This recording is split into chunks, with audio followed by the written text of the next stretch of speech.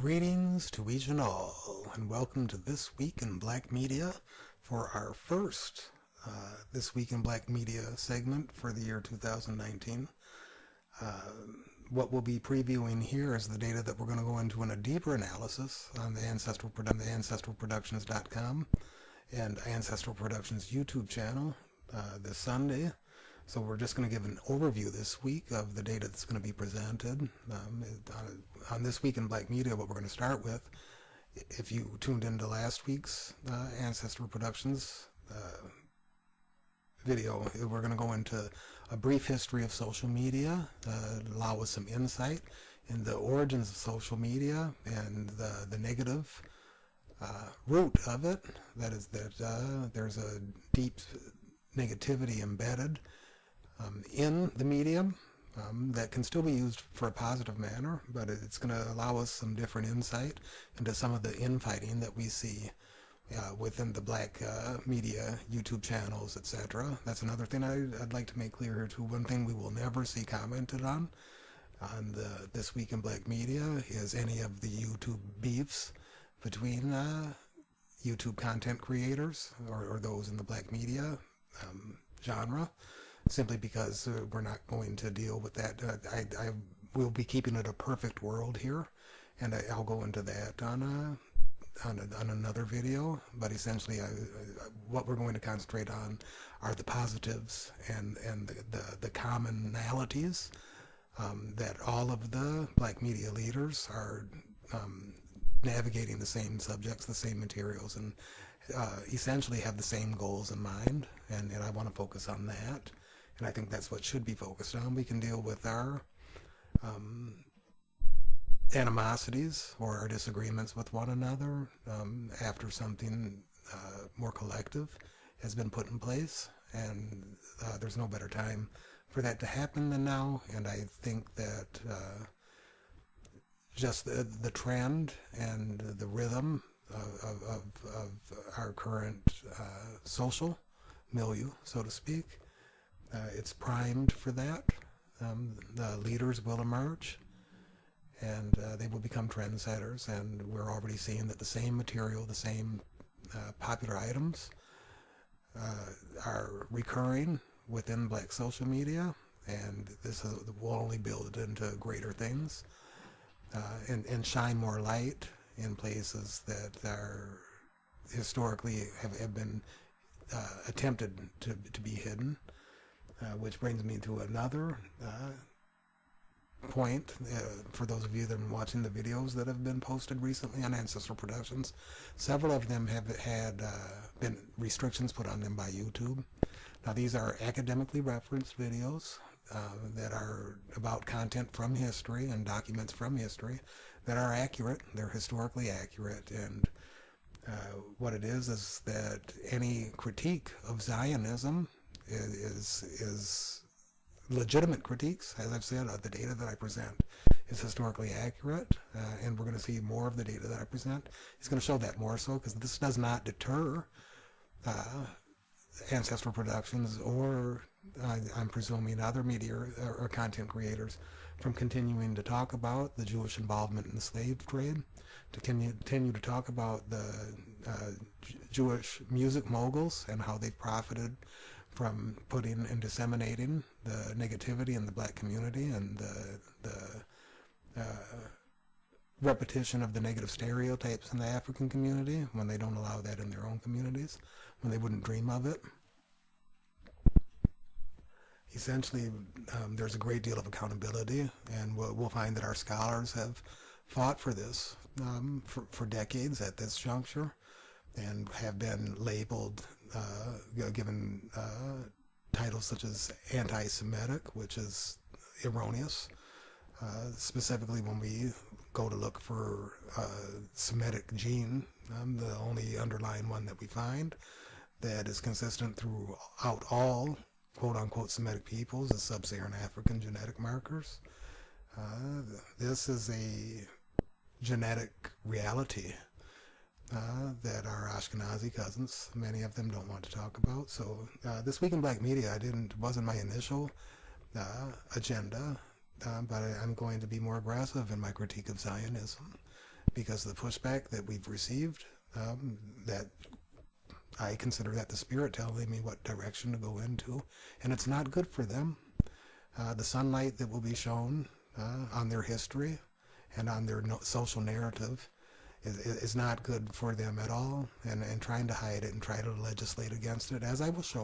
I will show documents that show they are trying to make it illegal to critique them, which is, the arrogance in that is almost incomprehensible if it weren't for the standard that we've already seen set with European narcissism. So we're going to go into all that. I've said before a long time ago that I was going to go into Zionism, that I was going to go into the history of the Talmud, which I've done that subtly, but we're going to see exactly how far I've dug there and how long I've been doing it. And if you check the dates on this channel, I've made reference for a long time that I've been compiling data to make those presentations. So the goal here is to present history as it is, and we can't have a preferential history, and that is what the Zionist contingent of our Jewish cousins wants.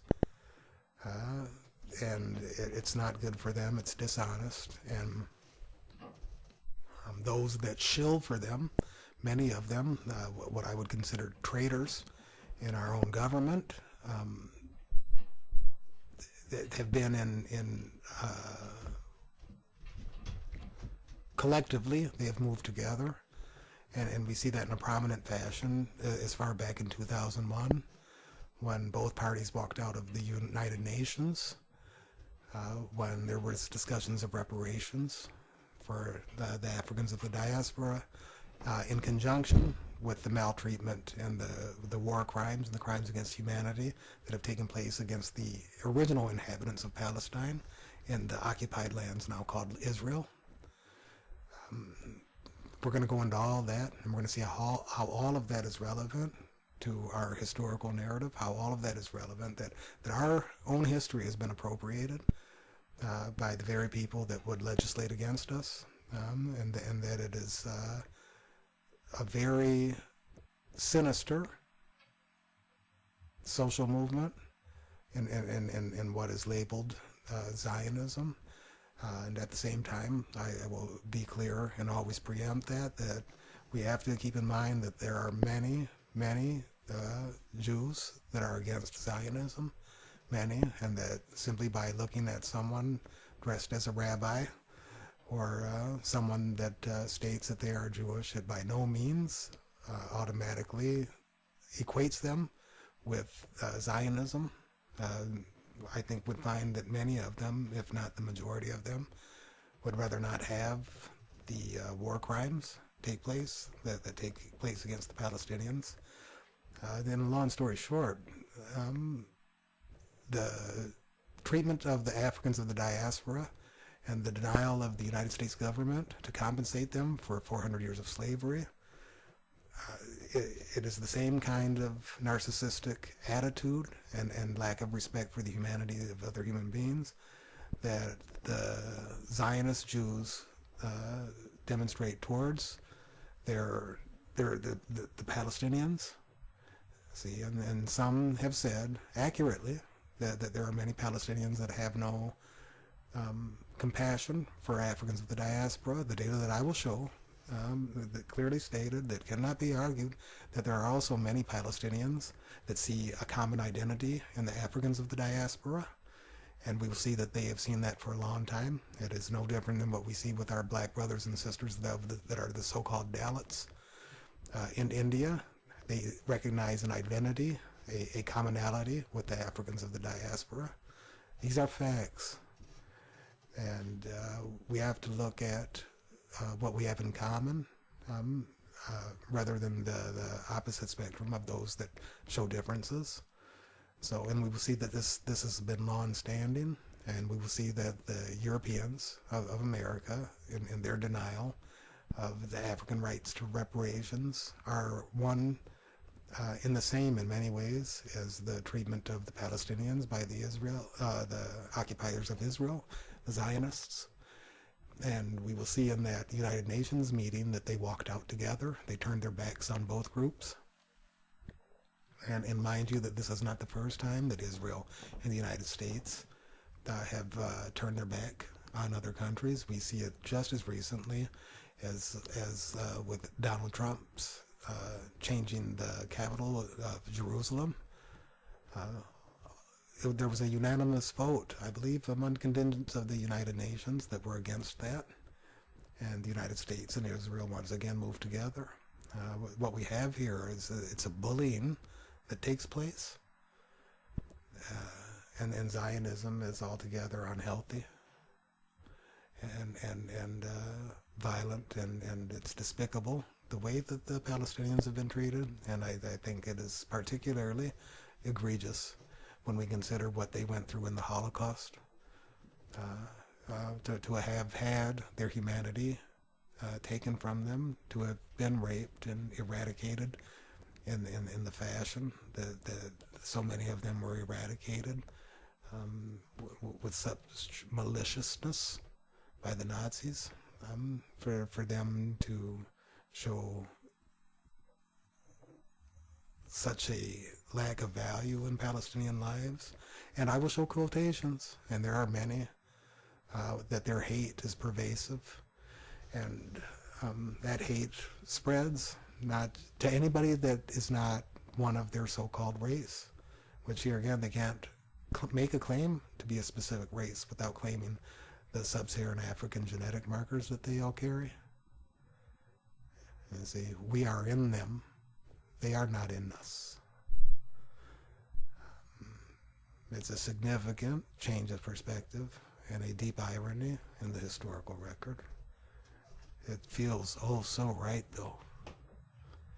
So as much as they try to censor, and as you will see on this channel, how they are trying to legislate and move against those that would critique them or boycott them, which is supposed to be a First Amendment right in America, but we will see that our leaders here, many of them, have failed in that effort and have turned their back on Americans in order to shill for the Zionist state.